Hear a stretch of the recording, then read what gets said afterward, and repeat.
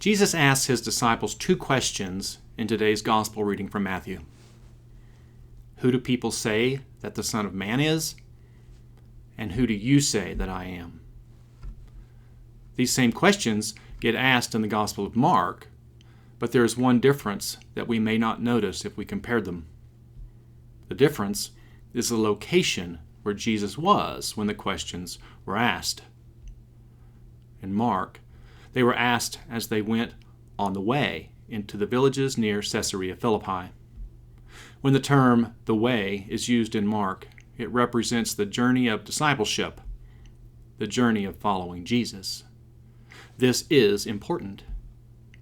As followers of Jesus, we need to be asked who we say Jesus is.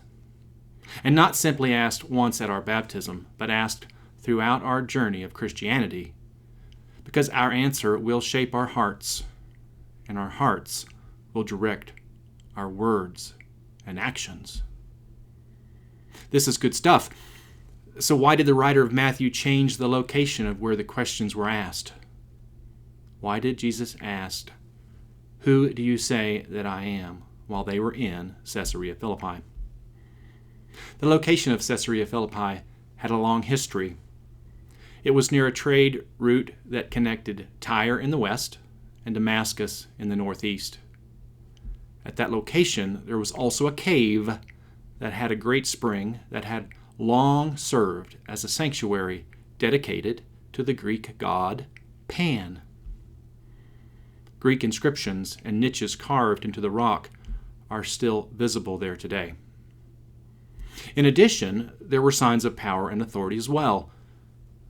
About 50 years before this, Herod the Great had built a temple near the spring in honor of Caesar Augustus. By the time Jesus and his disciples visited the region, Caesarea Philippi had been given over to Herod's son Philip, who established the city as the administrative center of his government. And between the time of the Gospel of Mark being written and the writing of the Gospel of Matthew, something significant happened. Between the writing of those Gospels, the temple in Jerusalem had been destroyed. The listeners of Matthew's Gospel knew that it was in Caesarea Philippi that the Roman soldiers returned to celebrate their victory.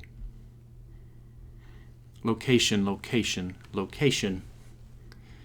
Jesus' question, "Who do you say that I am?" is being asked to his followers while being in the epicenter of the region's economic trade, religious diversity, and governmental power.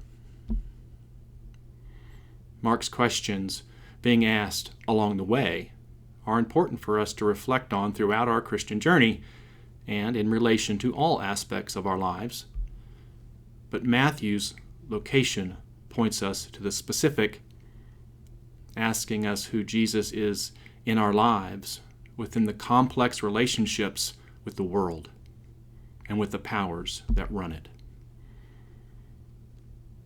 Peter answers Jesus and says, "You are the Messiah, the Son of the living God." A more precise translation is, "You are the Christ, the Son of the living God." The word Christ meant anointed one. So Peter is saying to Jesus, "You are the anointed one, the Son of the living God." It is you the voice from heaven spoke to and said, "You are my Son, the beloved." And it is you that the voice from heaven told me to listen to. You are the Christ, the Messiah. It is you that I surrender my life to. And as your disciple, as your student, it is your lessons that I will live by and teach to the world. My life is yours. Peter's confession that Jesus is the Messiah, the Son of the living God, is a proclamation that the rulers of the world are not his ruler, and the ways of the world are not his ways. This is why Matthew has these questions asked in Caesarea Philippi. Location, location, location. Jesus is asking us, who do you say that I am? It is a question that we all need to find an answer to. And as we ponder and pray on the answer, we should be honest and ask ourselves if our answer would be the same no matter the location where we were asked. Would our answer, shown by word and deed, be the same if Jesus was to ask us this question while we were alone in front of our Bible,